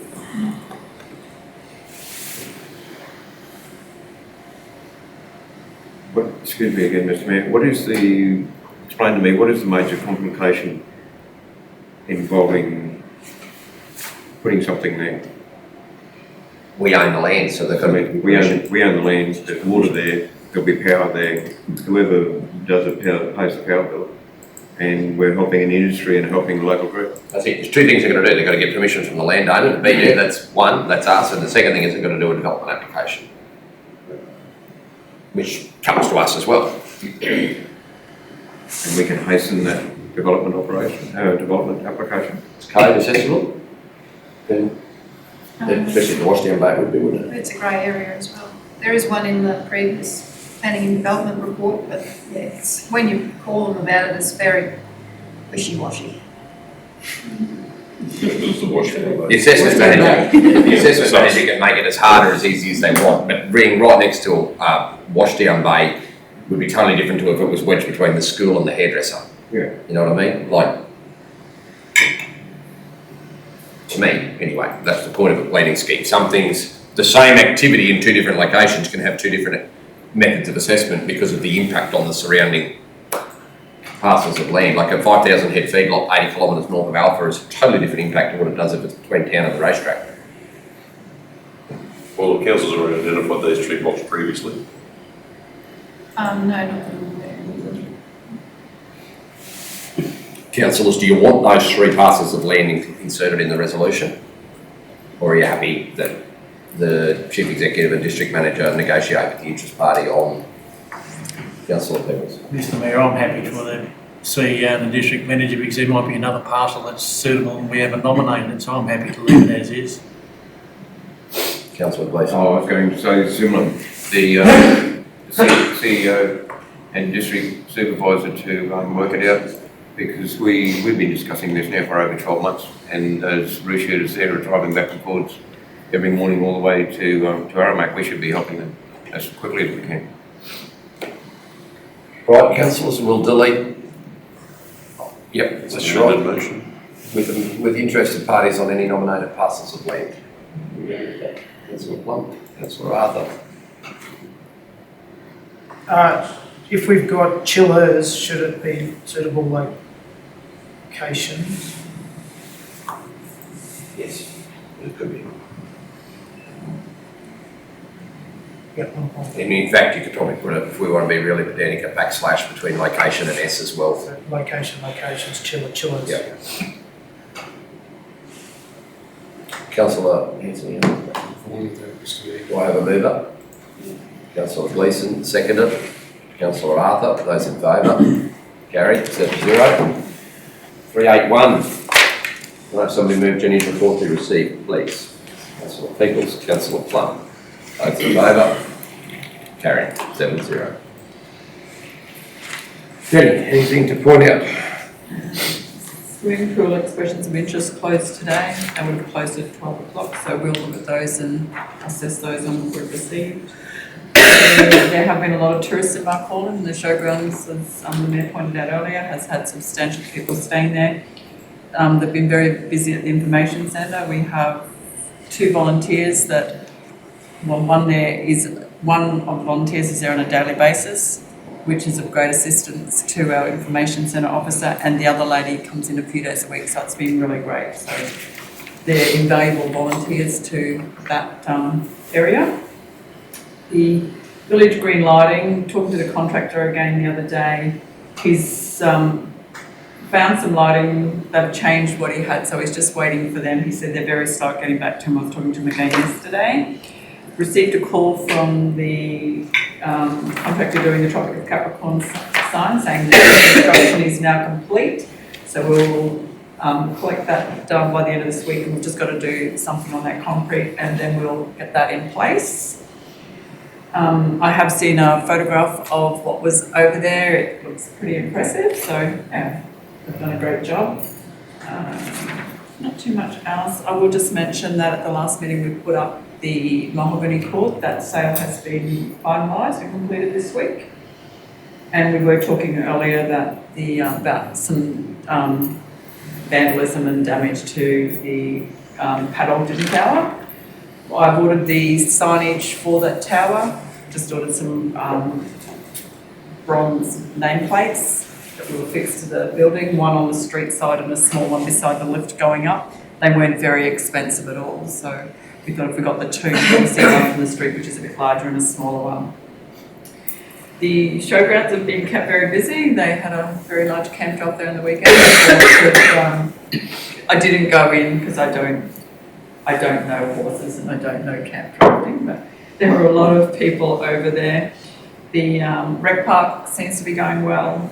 And just on the rec park, I will mention that there has been some concerns raised around the potential, the contracted spraying of those weeds that's to take place later in the year. I've received an email today and they will make time to speak with the CEO next week about providing an update, but they would like to address council on it about these concerns that have been raised and then address the community about, you know, the safety or what they see as the non-safety of the product and the concerns that have been raised. So that is also in progress. So, yeah.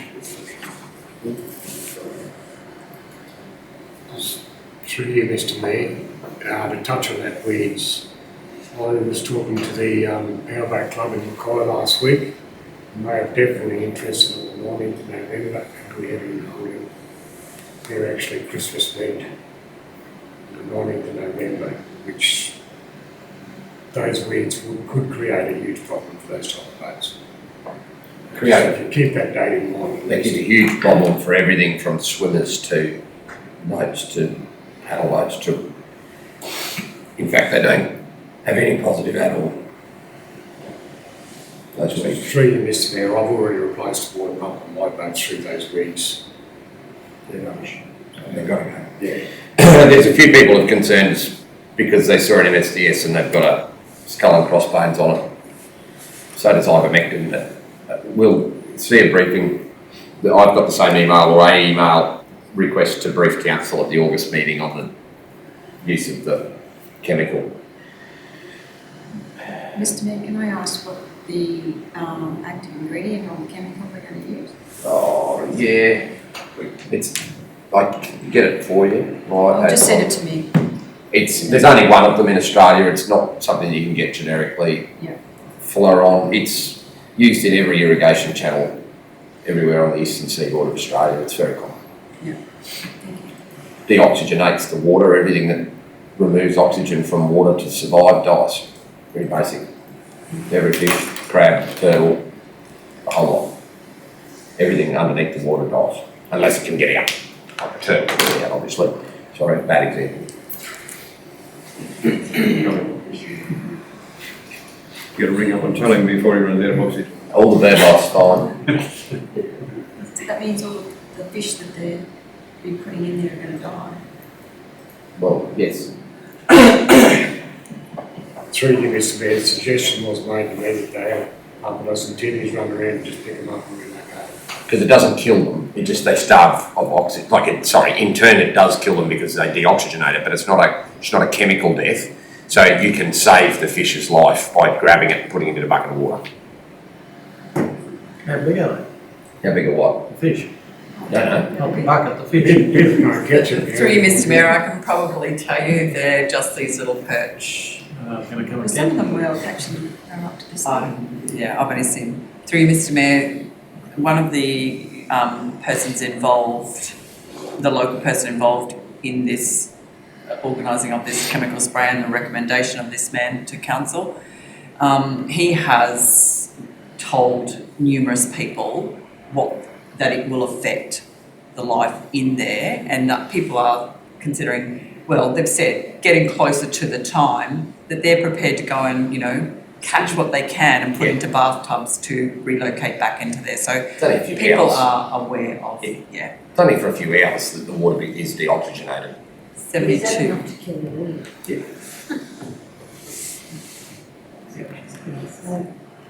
We'll get a full briefing for you on it. It's expensive. Mechanically interfering with any weed spreads it. Just a cast iron fact. There's no weed that you go and physically, mechanically extract that you don't propagate the next crop.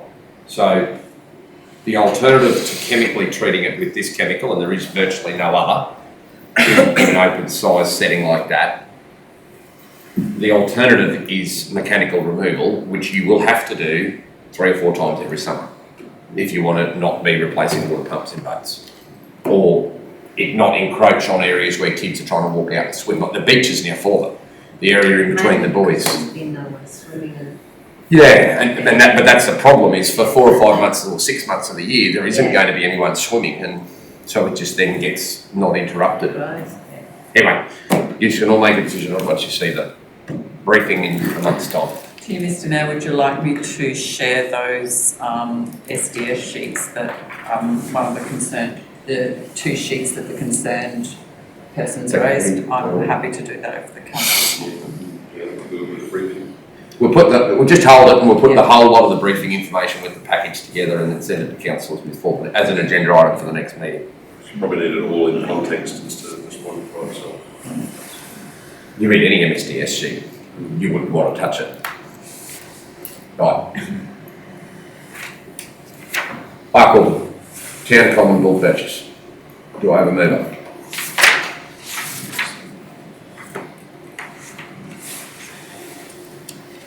Just affirming our budget position, providing the mechanism for this to occur. I'll move it. Seconded, councillor Gleeson. No, sorry, Peoples. Debate? So we've had consultation with and even with 373 with the common users, and are aware of the position. Through Ms. Van Noon. This was put back to council following that budget meeting where it was discussed. We just wanted to formalise what we had to go back to the common users with, and that was all following a letter which would have been something I thought the committee had discussed at Committee wrote to based us. on the committee wrote to us. Ah. So that's where it came from, that email from one of the common cattle owners. Excuse me, sorry. Yeah. Can you just explain that a little bit to me? Because every common user, had a levy per cow. I'll still have that, but not for the bulls. They'll just have their adjustment fee. So prior, they had a levy for the bull and a supplement, lick. That's gone as a result of the last budget. So we'll go and buy a bull. They will buy a bull, but we'll pay for it and invoice with the adjustment. If you've got 3 cows, say there's 10 cows on the common. Councillor Peoples has got 3, you have 3, Councillor Anson has 1, and Councillor Plum has 3. 30% of the bull bill will go to each of you 3, and 10% will go to Councillor Hanson. That's how it works. So it's apportioned on the basis of how many cows you've got utilising the bull or / bulls. You just break the bill up over everybody so that they're all contributing equally to the purchase of the bull. That part's okay. I come in after the bull's been purchased and buy a house in town so I can go and put 10 cows on the common. How do I get billed for the use of that bull? You have to, they're not billed annually, they're only billed the first purchase after the bull's made, and you have to apply to join the common anyway. So, depending on, you could be... When I apply, yes. When I apply to go onto the common with my 10 cows, 2 months after the bull's been purchased, You've been lucky. I've been lucky, or the council will have to bill me for a portion. No, because then we'd have to credit everyone else. You've been lucky. You're just I'm lucky. lucky. I think so. I'd suggest your application's going to be sat on for quite a while though. No, I just wanted to make sure that it was fair, well, it is fair for everybody. The reverse is more unfair. Someone sells a cow 2 months after. Yeah. They're not going to get that credit for their share of the bull. So it swings and roundabouts. This was a written request from the common committee anyway, Jenny, wasn't it? They wanted us to stop collecting the bull levy because they thought it was going into a bottomless pit, and we're just providing them the mechanism so that they don't have to individually chase each other for a share of the bull. We'll do it for them, and if they don't pay us, then they're kicked out of the anyway. Because the adjustment / bull levy, it's not really a bull levy then, it's just a reimbursement for the purchase of the bull. Thank you. And through you, Mr Mayor, so the data for the amount of head, at what point of time is that taken? The closest common muster, or at the time of the... Through you, Mr Mayor, it would have to be at the latest common muster, because that's the only information that is provided to us by those. Which should be technically still accurate. Yeah. Correct. Yeah. Could I suggest that I amend this resolution and remove the levy common cattle owners and charge common cattle owners the value of the bulls per head? We are removing the levy. Yeah, which we've got on the bottom there, so yeah. So just change levy there to charge. Just through you, Mr Mayor, is that a one-off cost or is it a yearly cost? One off. Whenever they buy them. Should there be something mentioned there that it's a one-off cost, not a yearly charge? So 100% of the bull's purchase figure will be charged on the next invoice for adjustment. Mr Mayor, do we know how many cows are on the common? We should. Through Mr Mayor, yes, Councillor Plum, we do. Okay, that's all right, because if they're looking at, say, a $6,000 or a $10,000 bull,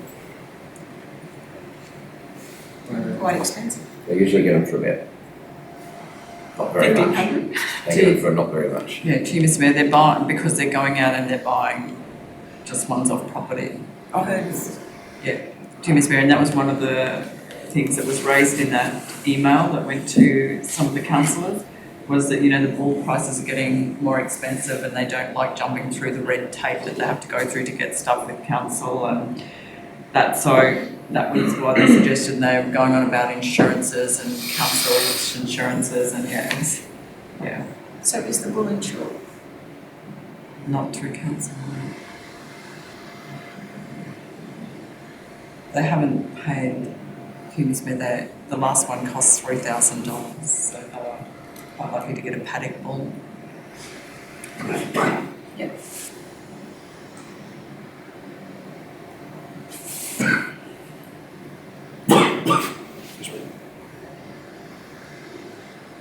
Okay, you understand where we're at with this? Debate?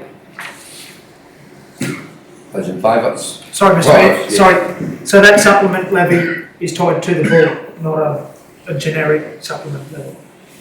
To Mr Mayor, Councillor Arthur, no, it's not a separate levy. So it's currently called bull and supplement levy, is it, or? And the fees and charges are called bull levy. I think it was, yeah. They talk about this lick levy, but we don't, I didn't think we had one in our fees and charges ever. Some years ago we did, Oh, when it was okay. quite dry, and the unfortunate thing is, why they want council to do the majority of their stuff is they obviously can't work together very well. So, you know, if someone was buying supplement, which that will not happen anymore, we haven't bought supplement in a long time, but council should not be buying that supplement. They need to work together as common cattle holders to acquire that. So do we need the words and supplement there then? If it's not currently levied, so let's remove it. To Mr Mayor, I think they do use that wording. I think we still use that wording on the invoice. Oh, okay. Yeah, so I would probably. Well, to be on, move all doubt, we'll leave it there. Oh, we don't want it there if they think that that's what's going to happen. Yeah, if they think that by leaving it there, then it is abundantly clear that we're not buying the lick. Buying the supplement, Mr Mayor. Not buying the levy. No, lick, I said, Oh, sorry, lick, lick, sorry. it's supplement is a lick. Sorry. My apologies, I misheard. No, all good. Are we all happy with that? Yep. Those in favour? 7-0. Right, Maynard. Jenny? Anything other than your report? To Mr Mayor, there was also, I attached all the paperwork that came through with this application.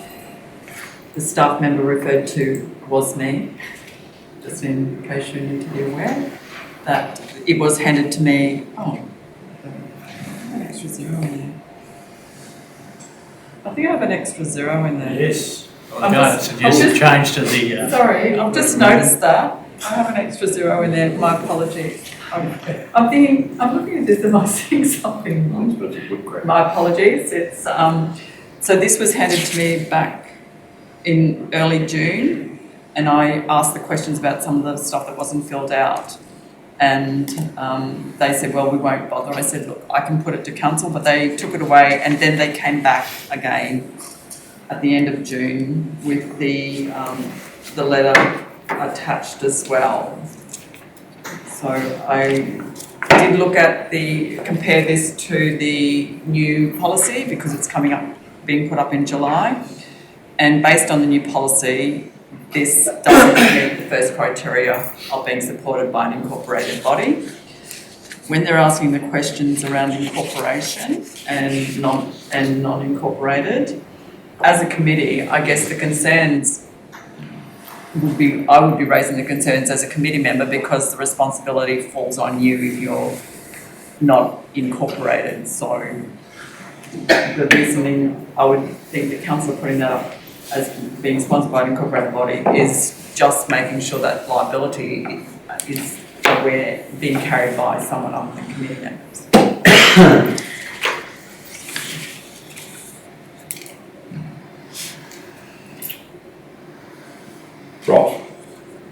3 pages of reports there, councillors, your thoughts?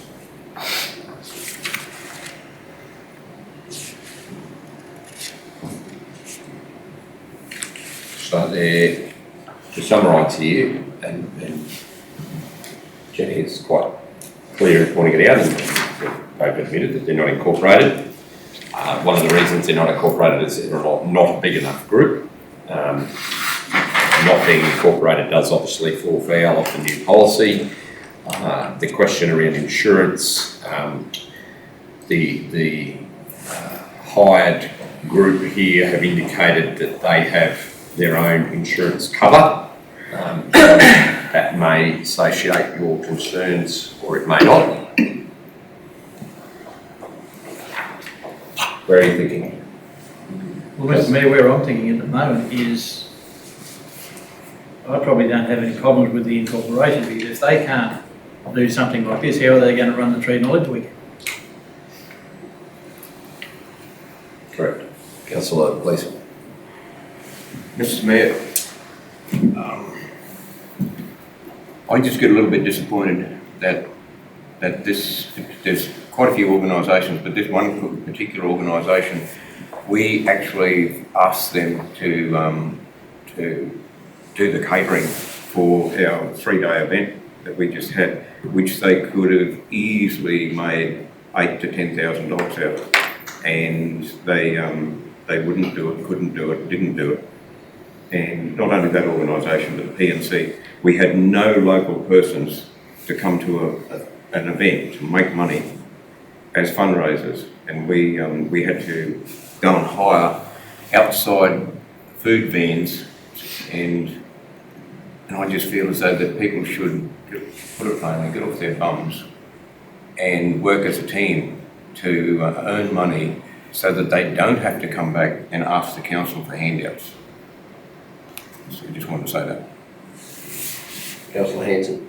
Yeah, just through you, Mr Mayor, in regards to Councillor Peoples, the May Day committee is not running the Tree Knowledge Festival, is being run under the Corporation of Breed, which is a narcotic business of potential people, I believe. Okay. So just to clarify that. But they still run, though, for councillors' benefit, they still run an event within the May Day Festival. They still run the march, or coordinate, I should say. Councillor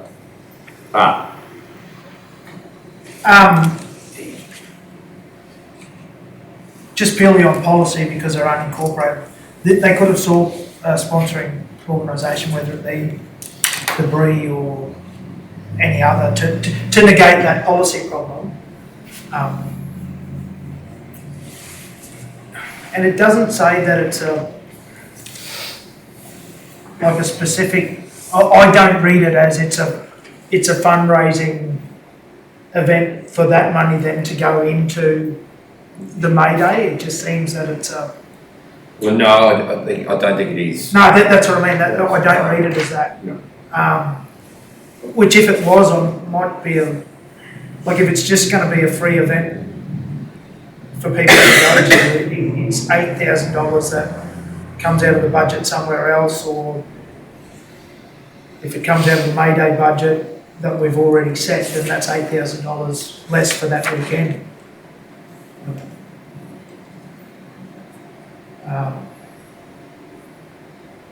If it was in conjunction with a smaller event and there was fundraising for other community groups, or to a certain extent bankroll the May Day festival weekend to save council some money in that area, or add to the event, I could maybe be enticed, but not how it sits in the information that we have. Plus, the main thing is it's against policy that they're an unincorporated body without a supporting or sponsoring organisation, which I wouldn't have thought would have been that hard to organise. Councillor Plum. Yes, Mr Mayor, I really think that this May Day committee really needs to go out and get themselves incorporated if they're going to stand alone. Now, if they don't want to stand alone, then go under the arching roof of Breeze or the Fairmont. And then to not be incorporated and then to turn around and write $8,000. But, sorry, just to clarify, this is the existing May Day committee that organises the march. This isn't what the local committee meetings have been to start a new committee. Yeah, I know. Yeah. It's still saying that they're not incorporated. Yeah. But just to clarify that, so It's a different. it's a separate entity. Can I ask some clarification there, please? So the group that had the meeting in the hall recently, that's not this group? No. Well, thank you. Yeah, there's been no. So that's the existing committee that organised the march at May Day. Terminated the Workers Heritage Centre and. Yeah, or vice versa, over the years. Yeah. So that's the existing May Day committee. The group that's there is the Tree of Knowledge Festival Committee. So they're looking into their ability to morph into Bree or be taken over by Bree as a separate entity that will be incorporated, and from my understanding how that can happen. 100%. They haven't done it at the moment, it has happened. Sorry, I missed the last meeting. So yeah, two different. Sorry, Councillor Block. Are you saying, Councillor Hanson, that they're now under the helm of No, No. not May Day Committee, Tree of Knowledge Committee. Yes, so they are Is that. now operating as Bree. That's not, Operating under their banner. That's not this one. that's not this. This is the May Day Committee. So if we were to say, okay, we'll go ahead with the $8,000, we can't pay them the money, can we? We can't pay them the money if they haven't got an ABN and they're not incorporated. To you, Mr. Mayor. No, they've got an ABN and GST registered. We can breach policy or bend policy and say, we can give you $8,000. That's what's come to council. The other thing that you have the liberty to do is amend the resolution to say that you agree to provide assistance provided they find a sponsoring organisation, period. And then you're not breaching policy and you're still giving them money. I don't, yes. Like, you don't have to say no or yes, you can say yes, conditionally. To Mr. Mayor, I'll just point out another couple of things based on the new policy. You know, like it says, those questions were about benefit of the project activity or event to the community, which that is fine because there'll be the community will benefit from it. But I guess one of the big things that there is, what would be the benefit to local businesses? What will they get out of it? So I summed it up against everything as well when I was putting this together. So if we're comparing to the new policy and the ability of the organisation to fund the project activity or event, yeah. So Did they submit their finances? no. So it's sort of crossed over the border of, yeah. So, Mr. Mayor, if we want to, we can override policy here in this room, but that's right, isn't it? Yeah. But the other thing I want to ask too, is there any other organisations that we do give sponsorship or fund that aren't incorporated? I wouldn't have thought so. I was just wondering about the Melinda, Councillor Rogers. sorry, It's the Councillor second Rogers morning. and Councillor Arthur.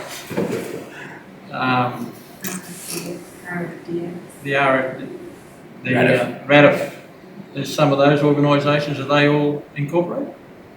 They are when they apply, but if someone's not, if there's they can go in and get underneath, like they can get support from that. Same thing, they've got to have an auspicing organisation as well. So why haven't they gone that way? It might not be an art project.